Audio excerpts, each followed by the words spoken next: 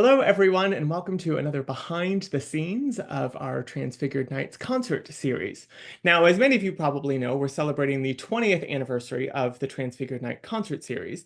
But what you may not know is this year we're also celebrating the 15th anniversary of the lovely Richard Fowkes Opus 17 instrument. And so we have some celebratory events planned for this year. And as a almost finale to our season this year and a preamble or the kickoff launch for celebrating 15 years of the instrument, we're welcoming Dr. Daryl Robinson to Dallas to be able to perform a program for us. So joining me today, please welcome Daryl. Hey, Jonathan, great to be here.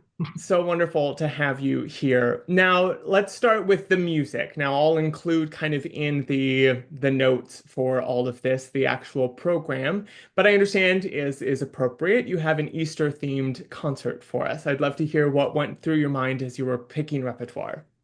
Sure, yep, absolutely. So two things really went through my mind. First, obviously, we're in the season of Easter, and there's a lot of repertoire for that season, for the organ, of course, a pretty big event in the history of the church annually, and a lot of music for that. But I'm opening the program with some Bach, the monumental Prelude and Fugue in E minor, so-called the wedge because of the shape of the fugue subject. And in between that Prelude and Fugue is a slow movement from the E minor Trio Sonata. I'm kind of a believer that preludes and fugues generally need to be on a big sound of the organ, but maybe 12 to 15 minutes of that same sound get a little tiring at times, although I certainly know the plenum is a beautiful one at Transfiguration. But I think a nice break in between really sets that up. And then from there, music of Svelink, his wonderful set of variations on Under the Linden Tree, which is not remotely sacred, in fact, quite secular and kind of about various events that might happen under the tree. And so it's a really charming piece that will showcase, you might hear the bells come in from the cymbal stern, you might hear the bird come in, and just kind of this very beautiful, colorful set of variations. And then moving to music that is very close to you all, I would think, a piece by Joel Martinson, his Partita on Christ is Arisen. I've played several of Joel's pieces over the years and came across this piece and just really fell in love with it. And it fit this idea of having an Easter themed piece. So I really have enjoyed learning a piece from Joel that he wrote pretty early on in his life.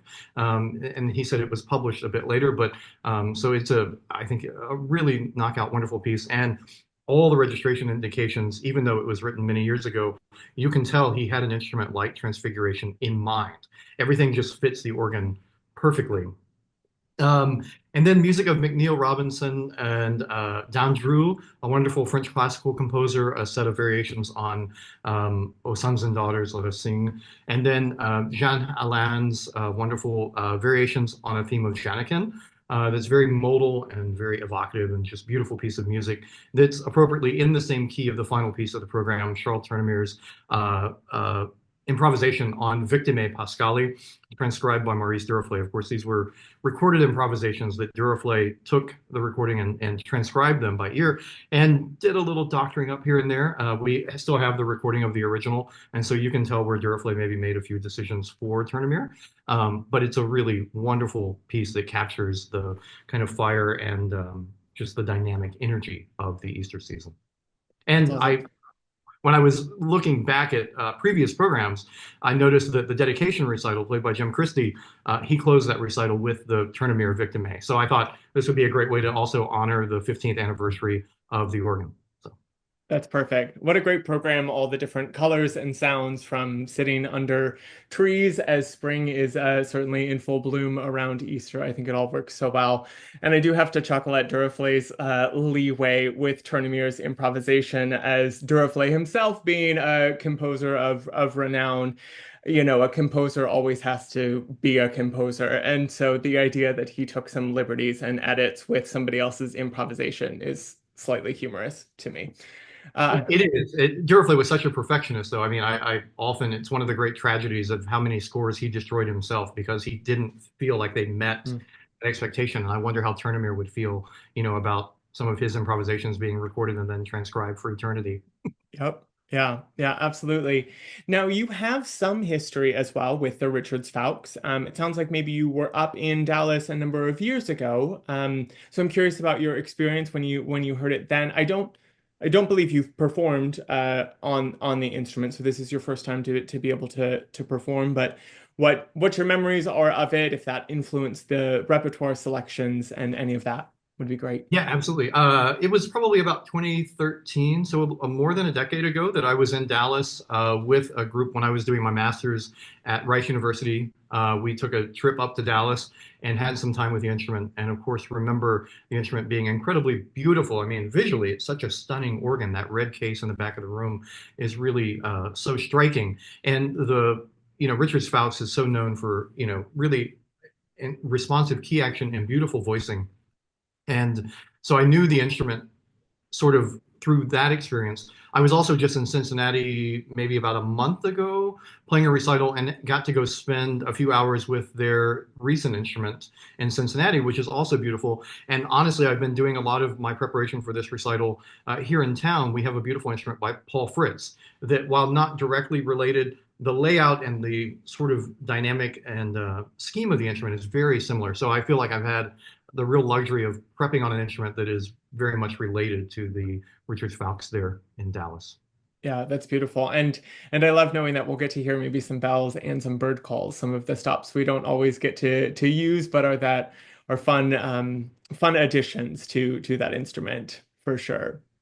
Yep. Now, professionally for you, so you're professor of organ at University of Houston, where you did your doctorate, and sort of, as I understand it, about the time you were finishing with your doctorate, you also won the NIACOP competition, which is the National Association of something young artist performing. There's an organ competition. Anyway, the main American Guild of Organists sort of national competition that the finals are held at the national convention.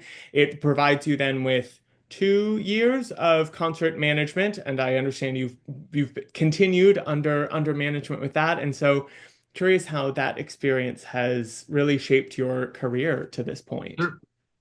So just a quick clarification. I did my undergrad studies here at the University of Houston, actually, and I do not hold a doctorate. I did my undergrad here at the university and then took a year off where I was coaching privately with David Higgs up in Rochester while I was preparing for NIACOP. And then right after that, I started my master's at Rice.